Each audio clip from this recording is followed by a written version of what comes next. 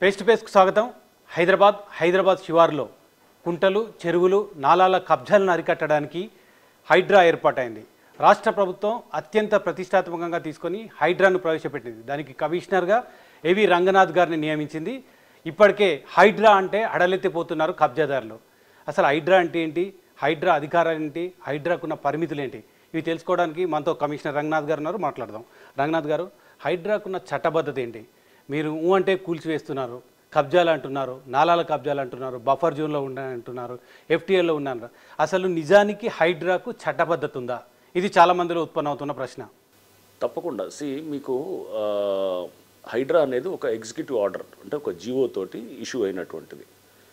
Jio number 99 last month 19th of July రోజున వచ్చిందనమాట. So జియోస్కి చట్టబద్ధత ఉంటుందన్నమాట. డెఫినెట్గా ఏంటంటే మనకి executive power of the state అది it extends to almost to all the subjects to which the legislative power also extends అనమాట. అంటే లెజిస్లేటివ్ పవర్ ఎక్కడెక్కడైతే చట్టాలు చేసే అధికారం చట్టం అంటే అసెంబ్లీకి ఉందో ఆ సంబంధించిన సబ్జెక్ట్స్ అన్నిటి కూడా ఎగ్జిక్యూటివ్ పవర్స్ కూడా ఎక్స్టెండ్ అవుతాయి అనేది చాలా స్పష్టంగా రాజ్యాంగంలో ఉందన్నమాట. సో ఎగ్జిక్యూటివ్ పవర్ ద్వారా జియోలు క్రియేట్ చేసి, జియో ద్వారా ఇన్స్టిట్యూషన్స్ క్రియేట్ చేసినవి చాలా ఉన్నాయి. ఏసీబీ అనేది ఉంది. ఫర్ ఇన్స్టెన్స్ 1985 ఆ టైంలో ఏసీబీని క్రియేట్ చేశారు ఒక జియో ద్వారా. విజిలెన్స్ ఎన్ఫోర్స్మెంట్ డిపార్ట్మెంట్ కూడా ఉండింది, ఒక జియో ద్వారా తీసుకొచ్చారు. సో జియో ద్వారా అసలు పెద్ద పెద్ద ఇన్స్టిట్యూషన్స్ ఎగ్జిక్యూటివ్ ఆర్డర్ ద్వారా, లైక్ ప్లానింగ్ కమిషన్ ఉండేది గతంలో, లా కమిషన్ ఉండేది. సో ఇవన్నీ కూడా మనకి చట్టం అంటే ఒక జియో ద్వారానో లేకపోతే ఒక ఎగ్జిక్యూటివ్ ఆర్డర్ ద్వారానో వచ్చినటువంటి ఇది అనమాట.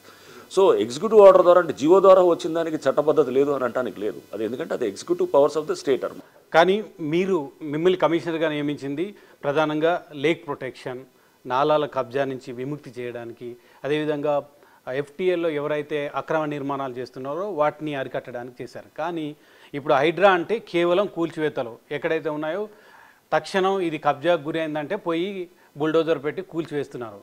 ఇదే పని మీరు చూస్తే కనుక దాంట్లో చాలా స్పష్టంగా అసెట్స్ ప్రొటెక్షన్ అనే దాంట్లో కూడా ఎంక్రోచ్మెంట్స్ రిమూవల్ కూడా హైడ్రా పవర్స్లో వస్తుందన్నమాట. దాంట్లో ఆ జియోలో చూస్తే కనుక encroachments removal in coordination with local agencies. So local agencies ఎవరు ఉంటారు? లోకల్ మున్సిపాలిటీ అయితే మున్సిపాలిటీ ఉంటారు, లేకపోతే ఒకవేళ కనుక కార్పొరేషన్ అయితే జిహెచ్ఎంసీ అయితే వాళ్ళతో ఉంటారు. ఎవరితో అంటే ఆ లోకల్ ఏజెన్సీ ఎవరున్నారు వాళ్ళతో కోఆర్డినేషన్తో చేస్తుంటారు అన్నమాట. సో చేసి కూల్చివేతలు ఉన్నాయనుకోండి, సపోజ్ ఇన్ కేసు అక్కడ బఫర్ జోన్ ఏదో ఉంది, లేకపోతే ఎఫ్టీఎల్లో ఉంది, ఎఫ్టీఎల్ ఎవరైనా కట్టారనుకోండి, కట్టినప్పుడు హైడ్రా అనేది వాళ్ళు డెఫినెట్గా ఆ demolition along with the local agency చేస్తారనమాట. సో చేసినప్పుడు ఏమన్నా వాళ్ళు ప్రొసీజర్ ఫాలో అయ్యేదంతా కూడా లోకల్ ఏజెన్సీ వాళ్ళు ప్రొసీజర్ ఫాలో అవుతారు. వాళ్ళు చేస్తుంటారు అనమాట. వాళ్ళు సపోజ్ ఆల్రెడీ ఇంతకుముందు ప్రొసీజర్స్ ఫాలో అయ్యి ఉంటారు. ఇప్పుడు మేము చెప్తాం, ఎగ్జాంపుల్ మీకు చెప్తాను. నిజాంపేట్ ఫర్ ఇన్స్టెన్స్, నిజాంపేట్లో మీరు చూస్తే అక్కడ క్లియర్గా అంతకుముందే వాళ్ళు అంటే మేము 3 బిల్డింగ్స్ని కూల్చివేయడం జరిగిందనమాట.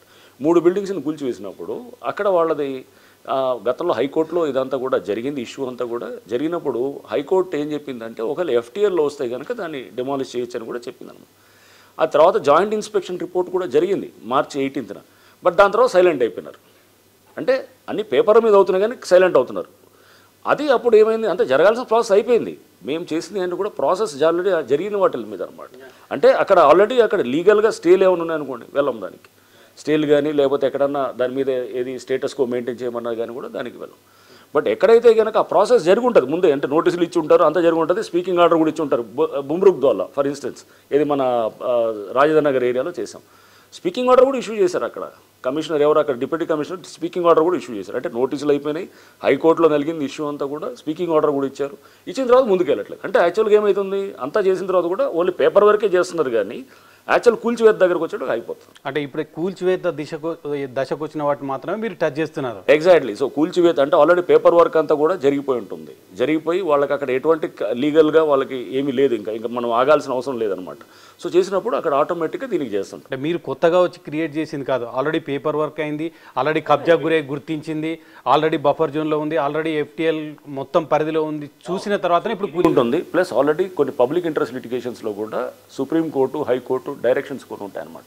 ఆ డైరెక్షన్స్ కూడా మనం తీసుకొని ఎన్నిటి పరిగణలోకి తీసుకునే చేస్తాం అనమాట. కానీ మీరు ఇప్పుడు జిహెచ్ఎంసీ కానీ లేదా అక్కడ ఉన్న మున్సిపాలిటీలు కానీ పర్మిషన్ ఇచ్చాయి, మీరు చెప్పిన నాలాల మీద పర్మిషన్లు ఇచ్చారు, మీరు చెప్పిన ఎఫ్టీఎల్ జోన్లో పర్మిషన్ ఇచ్చారు, బఫర్ జోన్లో పర్మిషన్ ఇచ్చారు, నాలాల మీద కూడా అనుమతులు వచ్చాయి, పేపర్ మీద వర్క్ అయింది. కానీ ఏది ఇప్పుడు సామాన్యుడు ఫ్లాట్ కొనుగోలు చేయడానికి కానీ అక్కడ ఏదైనా భూమి కొనుగోలు చేయడానికి కానీ దానికి సంబంధించినది మీరు అసలు హైడ్రా ఏర్పడ్డ తర్వాత ఇది బఫర్ జోన్, ఇది ఎఫ్టీఎల్ జోన్లోకి వస్తుంది, లేదా ఇది నాలాలని ఒక ప్రజలని అవేర్నెస్ చేయకుండా వాళ్ళలో చైతన్యం నింపకుండా మీరు ఏకంగా కూల్చివేతలకు పోతే ఎవరు అంటే సామాన్యులు బాధితులు అవుతారు కదా. సో ఇప్పుడు మీరు దీంట్లో చూస్తే కనుక మేము కూల్చిన బిల్డింగ్స్లో సామాన్యులు ఎఫెక్ట్ అయిన వాళ్ళు చాలా తక్కువ, అసలు ఎవరు లేదు సామాన్యులు. ఇప్పుడు ఫర్ ఇన్స్టెన్స్ మీకు బుముర్గ్ దోల అని ఉన్నది, బుముర్గ్ దోల అది ఇంకా కన్స్ట్రక్షన్ జరుగుతున్నది. అది కన్స్ట్రక్షన్లో ఏదో అనాథరైజ్డ్గా జరుగుతున్నటువంటిది, అసలు ఆ చెరువులో కన్స్ట్రక్ట్ చేస్తున్నారు. లేకపోతే కనుక నిజాంపేట్ చెప్పాను, నిజాంపేట్లో కూడా అది టోటల్గా దొంగ సర్వే నెంబర్ తీసుకొచ్చి చేశారన్నమాట. చేసినప్పుడు ఆ దొంగ సర్వే నెంబర్లో మార్చుకొని అక్కడ లోకల్గా అధికారులు వాళ్ళ అధికారుల మీద యాక్షన్ ఉంటుంది డెఫినెట్గా, అది ప్రపోజ్ అవుతుంది, అది కూడా జరుగుతుంది అనమాట. ఎవరైతే అధికారులు కుమ్మక్కయ్యి ఇట్లాంటిది ఏది వాళ్ళు అక్కడ మేనేజ్మెంట్ చేసి లేకపోతే మ్యానిపులేట్ చేసి దాన్ని సర్వే నెంబర్లు తప్పు సర్వే నెంబర్లు రాయటం ఇట్లాంటివి చేసినప్పుడు ఖచ్చితంగా వాళ్ళ మీద యాక్షన్కి ప్రపోజ్ చేసి ఉంటుంది. సాధారణ జనాలకు కూడా మేము అందుకని చెప్పేది ఎఫ్టీఎల్ గురించి లేకపోతే ప్రిలిమినరీ నోటిఫికేషన్లు ఆల్రెడీ చాలా చోట్ల కూడా మనకి హెచ్ఎండిఏ లేక్స్లో వెబ్సైట్లో ఆల్రెడీ అది ఉన్నది కూడా. ఎవరు ఎక్కడ ఏం కొనుగోలు చేయొద్దు, కొనుగోలు చేస్తే ఇది ఖచ్చితంగా ప్రభుత్వం కూల్చివేస్తుందనే చైతన్యం లేకుండా మీరు ఏకంగా కూల్చివేతలకు పోతే చాలా బడా కంపెనీలు, చాలా రియల్ ఎస్టేట్ కంపెనీలు భారీ ఎత్తున వెంచర్ చేశాయి, వాటిలన్నింటిలో సామాన్యులు కొనుగోలు చేశారు. మీరు కూల్చివేస్తే సామాన్యులు కూడా బాధితులు అవుతారు. రేపు చూడండి దీంట్లో ఇంకొకటి మీకు అంటే మేము చేసిన మీకు ఒకసారి చెప్తున్నాను. సపోజ్ గండిపేటలో చేసాము, గండిపేటలో చేసినప్పుడు అక్కడ సర్పంచ్ ఇవన్నీ కూడా సర్పంచ్ లేనే లేదు, సర్పంచ్ పేరుతోటి పర్మిషన్స్ ఉన్నాయి, అంటే దొంగ పర్మిషన్స్. అండ్ అక్కడ ఎఫ్టీఎల్లో క్లియర్గా ఉన్నది, ఎఫ్టీఎల్లో ఆల్రెడీ మార్క్ అయ్యింది, ఏది గండిపేట రిజర్వాయర్కి ఎఫ్టీఎల్ మార్క్ అయ్యింది. సో అంటే ఎఫ్టీఎల్ మార్క్ అయింది, వర్షం అది నీళ్లు వస్తే కనుక ఏది చెరువు నిండితే కనుక ఏది గండిపేట చెరువు నిండితే కనుక ఆ నీళ్ళంతా వీళ్ళకి తగులుతుంటుంది, వీళ్ళు ఏదైతే కట్టుకున్న ఈ బిల్డింగ్స్ ఉన్నాయో దాన్ని తగులుతుంటాయి, ఆడదాకా వస్తుంటుంది. సో ఇంత క్లియర్గా ఉన్నప్పుడు దాన్ని డిమాలిష్ చేయకుండా అనేది అంటే దాంట్లో సామాన్యుడు ఎవరు లేడు, దాంట్లో అంతా పెద్దవాళ్ళే ఉన్నారు. ఓకే, నెక్స్ట్ రెండోది మీరు చూస్తే కనుక సామాన్యులు మీరు చెప్తుంది ఇది ఎస్ నిజాంపేట దాంట్లో ఉండొచ్చు, లేకపోతే అక్కడ సామాన్యులు కాదు వాళ్ళు కూడా అపార్ట్మెంట్స్ కొనుక్కున్నవాళ్ళు మిడిల్ క్లాస్ ఉండొచ్చు, మిడిల్ క్లాస్ ఉన్నవాళ్ళు వాళ్ళు కూడా అక్కడ అంతకుముందు దాని మీద జరిగింది, కోర్టులో నలుగుతూనే ఉంది. ఒక దగ్గర ఏది చందానగర్లో ఫర్ ఇన్స్టెన్స్ మీరు చూస్తే అది ఒక 6 నెలల క్రితమే దాని మీద ఏది ఆల్రెడీ హోల్ క్రియేట్ చేశారు, అప్పుడైనా కానీ కూడా చూడాలిగా. ఆ తర్వాత కూడా మళ్ళీ ఆక్యుపెన్సీ సర్టిఫికేట్ ఇచ్చారు, ఎవరికి అధికారులు ఇచ్చారు. కానీ బ్యాంక్ లోన్ వచ్చిందంటే లీగాలిటీ ఉందనుకుంటారు చాలా మంది. బ్యాంక్ లోన్ ఇప్పుడు అనేది బ్యాంక్ లోన్ తెచ్చుకుంటే కూడా లీగాలిటీ ఉన్నాయని అనుకుంటున్నారు బ్యాంకర్స్. ఇదంతా నెక్సెస్లో భాగంగానే జరుగుతున్నది. సో దాన్ని మేము ఇప్పుడు ఏం చేస్తున్నాం అంటే ఇవన్నీ వెబ్సైట్లో ఉన్నాయి, ఆల్రెడీ మనకి డొమైన్లో ఉన్నాయి, ఇది కాదు నేను లేదని అనట్లేదు. ఎఫ్టీఎల్ అనేది అంటే మనం నోటిఫై చేసినటువంటివి కూడా క్లియర్గా మనకి హెచ్ఎండిఏ దీంట్లో కూడా ఉన్నదన్నమాట. అండ్ తెలుసుకోవాల్సిన బాధ్యత కూడా మంది ఉంది. Ignorance of law is no excuse, నాకు తెలియదు అని అంటే కనుక కూడా కాదు. అంటే ఇందులో రెండు చూడాలి, గత ప్రభుత్వం ఇవన్నీ కూడా మభ్యపెట్టడానికి ప్రయత్నం చేసిందని కాంగ్రెస్ పార్టీ చెప్తుంది. అందుకని హైడ్రాని వేసాం, కబ్జా కోరల నుంచి హైదరాబాద్ నగరాన్ని, హైదరాబాద్ శివార్ల ప్రాంతాలను కూడా విముక్తి చేయడానికి మేము హైడ్రాని ఏర్పాటు చేసామని చెప్తున్నారు. ఆ రోజు నిజానికి మీరు అన్నట్లు మభ్యపెట్టవచ్చు, లేదా స్థానిక అధికారులను మేనేజ్ చేయొచ్చు, లేదా కోర్టు ఆర్డర్లు తప్పుడు ధృవపత్రాలు చూపించి కూడా చాలామందికి విక్రయించారు, వాళ్ళందరూ బాధితులు అవుతున్నారు. నేనేమంటున్నానంటే హైడ్రా ఏర్పడిన తర్వాత ముందుగా మీరు స్పీడ్గా పోయి కూల్చివేయడానికి బదులు ఒక అవేర్నెస్ క్రియేట్ చేయాలి పబ్లిక్లో, మేము ఇది చేయబోతున్నాం, ఇది ఈ బఫర్ జోన్లో మీరు రైట్. అవేర్నెస్ అనేది ఇప్పుడు చెరువుల్లో కట్టకూడదు అనేది అవేర్నెస్ ఏముంది, ఇప్పుడు హెల్మెట్ పెట్టుకోకుండా ఉంటే కనుక అతను చనిపోతాడు అనేది కింద పడితే చెరువులను తెలియడం లేదు కదా, మొత్తం రాత్రి మొత్తం పూర్తి చేసి ఇది చెరువు కాదు ఇది మా ప్రైవేట్ ల్యాండ్ అని చెప్తున్నారు కదా. అక్కడ బేసిక్ ఎంక్వైరీ చేస్తే కనుక అది రిజిస్ట్రేషనే కాదు, రిజిస్ట్రేషన్ కానప్పుడు ఎలా కొంటున్నారు, నోటరీ మీద ఉంటే ఎలా కొంటున్నారు అంటే నువ్వు దాంట్లో తెలిసే కొంటున్నట్టే కదా. అక్కడ తెలుసుకుంటున్నప్పుడు రిజిస్ట్రేషన్ కానప్పుడు నువ్వు ఎలా చేస్తున్నావు అనేది వస్తుంది ఫస్ట్ క్వశ్చన్. వికారాబాద్ నుంచి వైపు వచ్చే నాలాలన్నీ కూడా కనీసం ఒక 200కు పైగా విల్లాల వెంచర్లు నడుస్తున్నాయి, వాటి అన్నిటిని కూడా కూల్చివేస్తారా? డెఫినెట్గా మనం అన్నీ అంటే ఎవడో ఎగ్జామ్షన్ ఉన్నాడు, ఫస్ట్ అది గుర్తుపెట్టుకోవాలి. ఒకవేళ కనుక బఫర్ జోన్లోనో లేకపోతే ఎఫ్టీఎల్ ఫస్ట్ దీంట్లో కూడా ఫేజ్ వైజ్ ఎఫ్టీఎల్ చాలా ఇంపార్టెంట్. ఎఫ్టీఎల్లో ఎవరైనా వస్తుంటే కనుక ఫస్ట్ ప్రయారిటీ దానికి, and buffer zone next priority. ఈ దీంట్లో వచ్చే ఇమీడియట్ స్ట్రక్చర్స్ అంటే ఆల్రెడీ ఉన్నాయనుకోండి, ఎప్పటి నుంచి ఉన్నాయనుకోండి, ఓకే దాన్ని చూస్తాం అనమాట. బట్ ఎఫ్టీఎల్లో ఉంటే కనుక రెసిడెన్షియల్ దాంట్లో సపోజ్ ఎవరో ఏది 10 ఏళ్ళు 15 ఏళ్ళ నుంచి రెసిడెన్షియల్ ఉన్నారు, అదొకలా ఉంటుంది. అదొక కమర్షియల్ కాంప్లెక్స్ లేదా ఏది ఒక రిసార్ట్ లాగా ఉందనుకోండి, అతను ఇంకొక ఇల్లు ఉంటుంది కదా. రిసార్ట్ అనేది అతను ఏదో అతను ఎఫ్లూయెంట్ సెక్షన్ ఉంటుంది, అతను 2వ ఇల్లు 3వ ఇల్లు ఎక్కడైనా అతను ఉండొచ్చు, అతనికి ఎక్కడైనా. సో మనం చూసేటప్పుడు అవన్నీ కూడా చూస్తాం. సామాన్యుడికి ఇతనికి ఇబ్బంది అవుతుందా దీనివల్ల, అతను పేద మిడిల్ క్లాస్ వాడికి దీనివల్ల ఇబ్బంది అవుతుందా, అతను కొన్నటువంటి ఇల్లు దీనివల్ల నష్టపోతుందా అనేది కూడా అన్నీ చెక్ చేస్తాం. చెక్ చేసినప్పుడు ఇది ఒక కమర్షియల్ బిల్డింగ్ ఎఫ్టీఎల్లో వచ్చింది, డెఫినెట్గా it deserves to be demolished. And అదే ఒక రిసార్ట్ ఉంది అనుకోండి, it deserves to be demolished అనమాట. దాని సెకండ్ థాట్ అనమాట దాని గురించి. సో సపోజ్ అదే ఎప్పుడో 15 ఏళ్ల క్రితం ఇల్లు కట్టుకున్నారు, దాంట్లో ఒక 10 ఫ్లాట్లు ఉన్నాయి, డెఫినెట్గా we give a second thought, దానికి ఆలోచన చేస్తాం అనమాట. లేదు ఇది 15 ఏళ్ల క్రితం ఉంది, 10 ఏళ్ల క్రితం ఎప్పుడు చేశారని చెప్పేసి. బట్ ఇప్పుడు వస్తుంది ఒక సడన్గా, ఇప్పుడు ఒకటి స్ట్రక్చర్ వస్తుంది అక్కడే కొడుతున్నారు, ఇప్పుడే కూల్చారు. లేకపోతే కనుక ఇప్పుడు ఇది చేయలేదనుకోండి, ఇలా చేయబట్టే కదా ఈ స్టేజ్కి వచ్చింది. నేషనల్ రిమోట్ సెన్సింగ్ సెంటర్ వాళ్ళు ఇచ్చినటువంటి ఇన్ఫర్మేషన్ ప్రకారం, వాళ్ళు ఇచ్చిన డేటా ప్రకారము 56 చెరువుల్లో వాళ్ళు దాన్ని స్టడీ చేసిన 56 చెరువుల స్టడీలో 60% పైన మొత్తం చెరువులు అంతా కూడా మొత్తం ష్రింక్ అయి ఉన్నాయి, అంటే ఎంక్రోచ్ అయి ఉన్నాయి. అండ్ దాంట్లో 80% 90% అయినాయి, ఈవెన్ దాదాపు 100%, అంటే 100% చెరువే మాయమైపోయినాయి. అట్లాంటి చెరువులు కూడా ఉన్నాయన్నమాట. 90%, ఫర్ ఇన్స్టెన్స్ ఏది మన నల్ల చెరువు అని ఉంది ఉప్పల్ దగ్గర, 90% ఉంది. ఇట్లా 80%, 70%, ఇట్లా రకరకాలుగా. ఇంకొక 5 ఏళ్ళు 10 ఏళ్ళు మనం వెయిట్ చేసామనుకోండి, వెయిట్ చేస్తే ఏమవుతుంది, మొత్తానికి పోతుంది అనమాట. మనం ఏంటి, మన పుణ్యకాలం అంతా ఈ పేపర్ వర్క్లును డిస్కషన్స్ ఇవన్నిటి దీని మీదే మనం చేయటంతో యాక్చువల్గా యాక్షన్ గ్రౌండ్ లెవెల్లో కనపడాలన్నప్పుడు ప్రొసీజర్ ఫాలో అవ్వాలి, కాదనట్లేదు. Procedure due process of law ఉంటుంది. ఆ చేస్తున్న క్రమంలో ఆల్రెడీ అయిన వాటిల్లోనే మేము ప్రతి కేసును కూడా చూసి దీని లీగాలిటీ ఎలా ఉందని కూడా చూసే దాన్ని బట్టే పోతాం. కానీ ఇప్పటివరకు మీరు కూల్చివేతకు సంబంధించి కోర్టుల చుట్టూ తిరగవచ్చు, లీగల్ ప్రాబ్లమ్స్ అనేకం రావచ్చు, వాటన్నిటి కూడా కాంపెన్సేషన్ క్రియేట్ చేయొచ్చు, కోర్టుల నుంచి కాంపెన్సేషన్ రాబట్టాలి. మీరు కూల్చివేతలకు ఒక నష్టం అయితే మళ్ళీ వాటికి ప్రభుత్వాలు కాంపెన్సేషన్ ఇచ్చేది కూడా ఎక్కువ కావచ్చు. వీటన్నిటిని ఎట్లా మీరు కాంపెన్సేషన్ ఇవ్వాలని ఎందుకు అనుకుంటున్నారు? అసలు అది 100% కాంపెన్సేషన్ ఉంటుంది, ఎందుకంటే ఇల్లీగల్ స్ట్రక్చర్స్ అవన్నీ ఏదో రకంగా ఒక వెసులుబాటు తీసుకొచ్చుకుంటున్నారు కదా. నేనే కోర్టుకి ఎవరికైనా లీగల్ రైట్ ఉంటుంది, కోర్టుకి వెళ్ళొచ్చు. బట్ కోర్టుకి వెళ్తే అన్ని బయటికి వస్తాయి కదా, మొత్తం కనపడతాయి కదా, వాళ్ళు ఏం చేసింది, ఏం జరిగింది అనేది, అతనికి ఆ స్ట్రక్చర్లో ఏది అసలు లీగాలిటీ ఏదనేది కూడా వస్తుంది మొత్తం. కానీ ఇప్పటివరకు మీరు చేసిందని కూడా కామన్ మ్యాన్, ఒక మిడ్ క్లాస్కి సంబంధించిన వాళ్ళే కూలగొట్టారు, చాలామంది బడా సంస్థలకు సంబంధించిన వాటికి జోలికి పోలేదనేది ఒక ఆరోపణ. ఇది కాన్స్టిట్యూట్ అయ్యింది last 19th July, 20th July కమిషనర్గా అయింది, కరెక్ట్గా 1 month. సో ఫస్ట్ అసలు ఈ సబ్జెక్ట్ అర్థం కావడానికి ఒక 2 వారాలు పట్టింది మాకు. మేము చేసింది ఒక 10 రోజుల నుంచి చేస్తున్నాం. ఈ 10 రోజుల్లో మేము చేసింది ఇప్పుడు మీరు చూసారు, ఏది గండిపేట రిసార్ట్స్లో where most of the affluent డబ్బునోళ్ళు, బడా సామాన్యులు కాదు. మీరు అన్నట్టు ఏదైతే సామాన్యులు లేకపోతే ఎవరో పాప పేద వర్గాలు ఉంటున్నారు అనేది కాదు, అంతా పెద్ద వాళ్ళు ఉన్నదే దాన్ని చేసాము. నెక్స్ట్ ఏది చందానగర్లోనో లేకపోతే నిజాంపేటలో కూడా చేసినవన్నీ కూడా అవి కూడా ఒక మోస్తరు ఫ్లాట్స్ అవి కూడా. So each flat will be more than 1 crore 1.5 crore ఉంటుంది.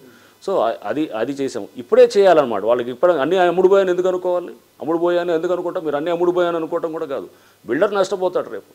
బిల్డర్ ఎందుకు నష్టపోతాడు, నీకు తెలిసి నువ్వు సర్వే నెంబర్లు మ్యానిపులేట్ చేసి నిజాంపేటలో నువ్వు వేరే దొంగ సర్వే నెంబర్ వేసి అక్కడ మేనేజ్ చేశారు. అక్కడికి వెళ్ళి చూస్తే క్షేత్రస్థాయిలో కనపడుతుంది, అక్కడ ఏది గవర్నమెంట్ ల్యాండ్ ఫెన్సింగ్ అనేది క్లియర్గా కనపడుతుంది. కళ్ళతోటి అక్కడ కనపడేదాన్ని మనం అది కాదని చెప్పి మనం పేపర్ల మీద ఉండాల్సిన అవసరం లేదు కదా. పేపర్లు మార్చిన వాళ్ళు, పేపర్లు తప్పుడు ధృవపత్రాలు ఇచ్చిన అధికారులు కూడా డెఫినెట్గా మేము అది 100% ఆ అధికారులు ఎవరైతే కనుక పేపర్లు రాంగ్ సర్వే నెంబర్లు వేసి అక్కడ మ్యానిపులేట్ చేశారో వాళ్ళందరూ ప్రాసిక్యూట్ కావాలి. రేపు హైడ్రా పోలీస్ స్టేషన్ రేపు ఖచ్చితంగా మనకి కొన్ని రోజులు వస్తుంది, గవర్నమెంట్ దాని మీద కూడా వాళ్ళు 100% దీనికి పోలీస్ స్టేషన్ ఇచ్చేది ఉంది. ఆ వచ్చినప్పుడు ఇట్లాంటి అధికారులందరినీ ప్రాసిక్యూట్ చేస్తాము 100%. వాళ్ళందరూ కూడా అరెస్ట్ అవుతారు, అరెస్ట్ అయ్యి జైలుకి వెళ్తారు. సో ఇష్టమైనట్టు చేసి నువ్వు జనాల్ని చేయడం అనేది కాదు కదా, జనాలను ఒకళ్ళే ఇబ్బంది పెట్టమని కాదు. చేసిన వాళ్ళు అధికారులు ఏం వదలాలి, ఎందుకు వదలాలి?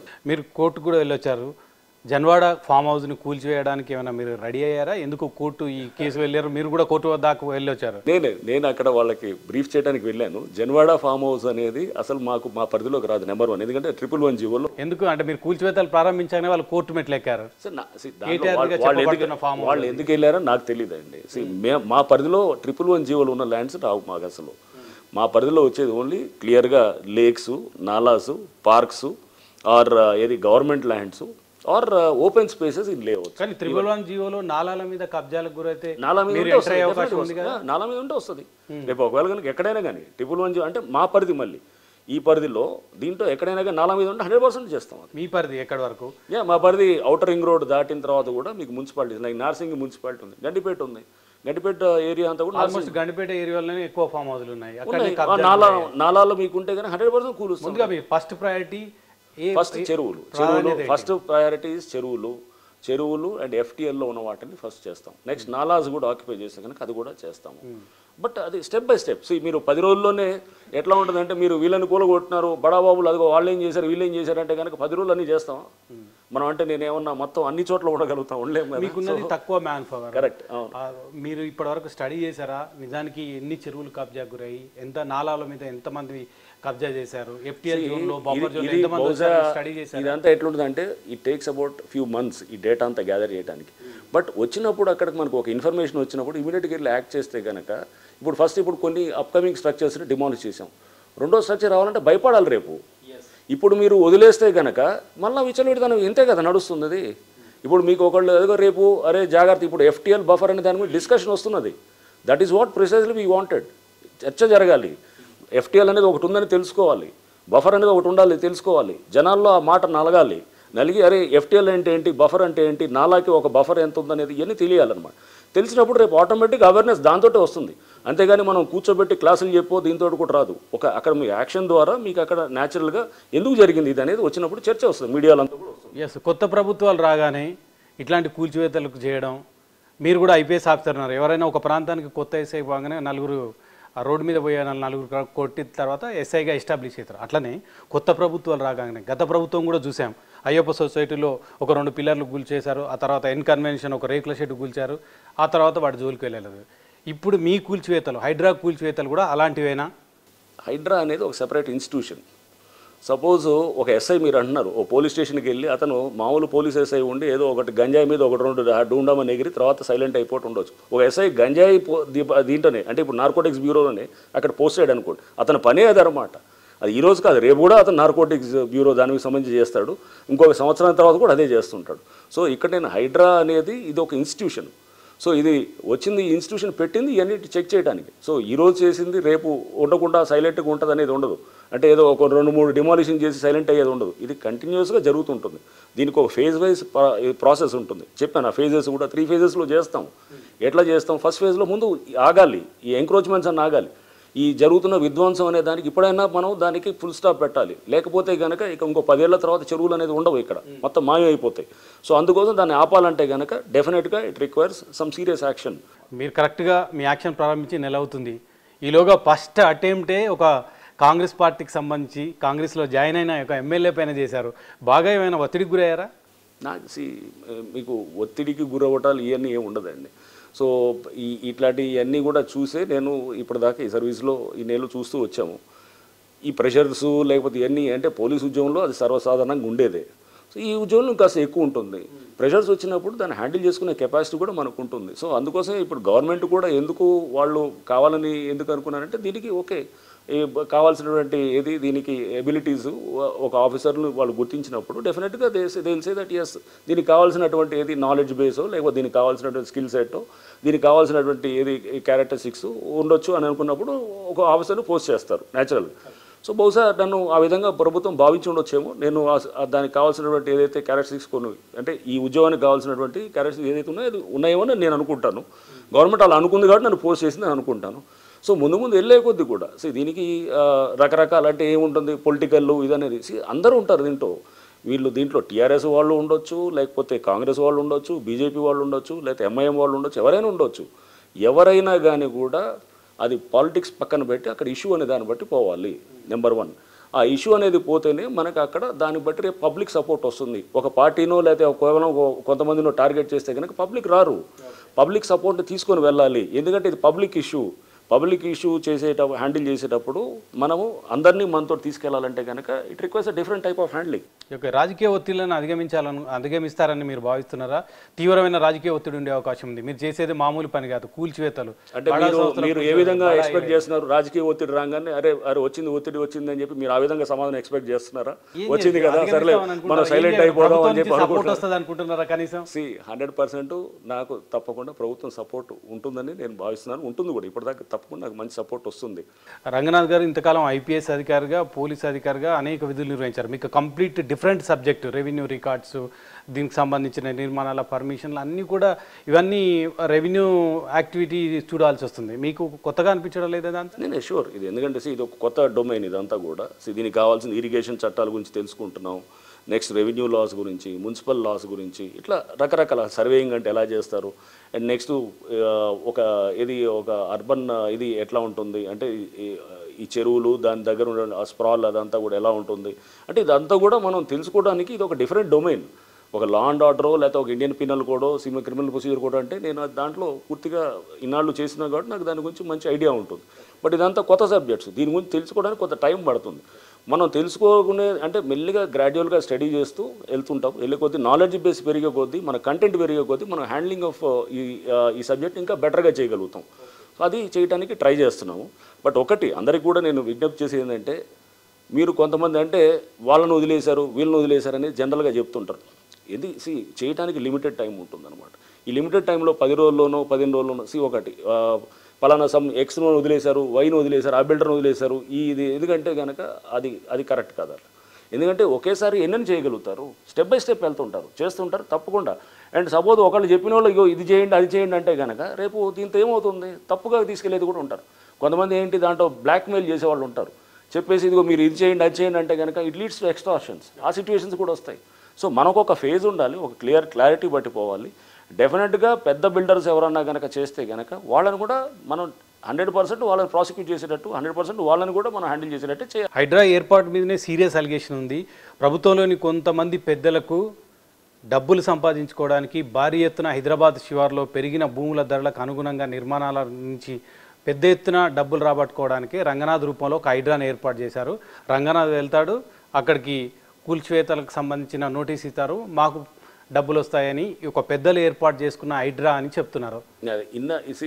ఇప్పుడు దాకా నేను మీకు చెప్పింది అదే, నోటీసులు ఇస్తూ వస్తున్నారు, నోటీసులు ఇచ్చి తర్వాత ఎక్కడ యాక్షన్ కనపడలేదు. ఇప్పుడు యాక్షన్ కనబడుతున్నప్పుడు మీరు డబ్బులు వ్యవహారం మాట్లాడుతున్నారు. యాక్షన్ కనబడినప్పుడు డబ్బులు వ్యవహారం రాదు. మీకోసం కాదు, ప్రభుత్వ పెద్దలకు డబ్బులు సంపాదించుకోవడానికి హైడ్రా ఏర్పాటు చేశారని. ఇవన్నీ రకరకాల పొలిటికల్ వాటికి నేను I don't want to comment on this. మీరు ఇప్పుడున్న పరిస్థితుల్లో నిజాయితీగా చెప్పండి, ఖచ్చితంగా ఈ హైడ్రాని ముందుకు తీసుకెళ్ళగలుగుతారా? నిజానికి హైదరాబాద్ శివార్లో మీకు ఏర్పాటు చేసిన ఈ మీ పరిధి ప్రాంతాల్లో చెరువులు, నాలాలు, బఫర్ జోన్లు, FTL జోన్లు సంరక్షించగలుగుతామనే నమ్మకం, విశ్వాసం మీలో ఉంది? మీకు డౌటా? నాకు 100% నేను గ్యారంటీ నేను చేస్తాను. అది డెఫినెట్గా చేయగలుగుతాం. అందరూ కూడా దాని సిబ్బంది అంతా వస్తారు. అందరూ ఒక కమిట్మెంట్ తోటి చేస్తే ఎందుకు చేయలేరండి? మనం అందరం ఇప్పుడు అనుకుంటే ఎప్పుడైనా కానీ ఏదైనా ఒక 10,000 అడుగులైనా కానీ మొదటి అడుగు వేయాల్సిందే కదా.